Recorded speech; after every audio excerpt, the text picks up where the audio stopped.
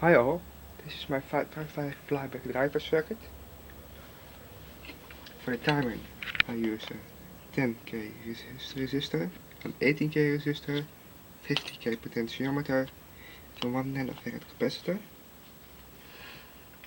I'm using a 10k resistor from gate to source to negative bias the Mosfet and keep it closed even if the oscillator is not oscillating. And so I can also switch it on and off by switching power to the 555 driver. But I got a little tingle every time I touched the switch. So I used a little relay, 6V relay, and I depleted about 5V, 9V battery. And now I can switch it without getting tingled. For the Mosfet I'm using an IRFP450 and the heatsink from an old car inverter.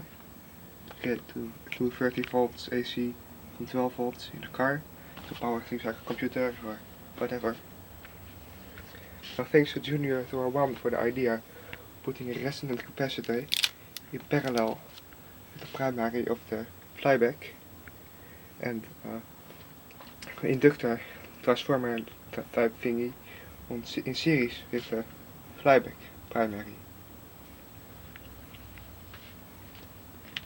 Well, let's show some arcs.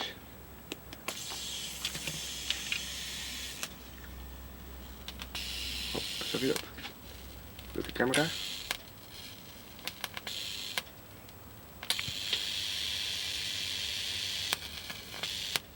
It's pretty hard actually.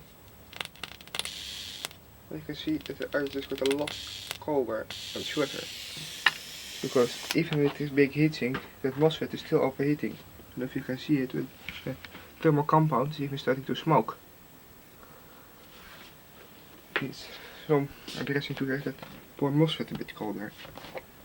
Using 24V from dual batteries, car battery charger, and two one of these capacitors in parallel, 450 microfarads, 250V, so in total about 1000 microfarads per 250V.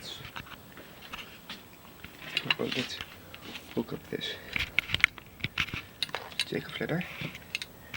Hope that Mosfet is cooled down enough.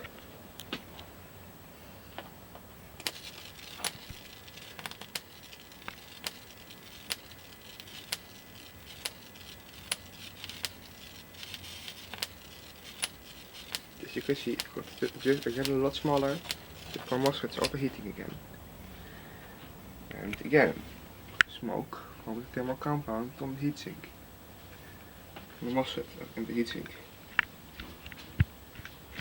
Now, next thing is to audio modulate it and make it on a piece of perf board.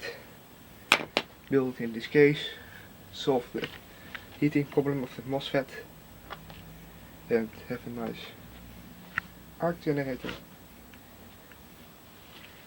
If you need any help or advice or anything about building one yourself, or no matter what, just ask in the comments down below and we'll have some high voltage fun. Thanks for watching. See you in another video.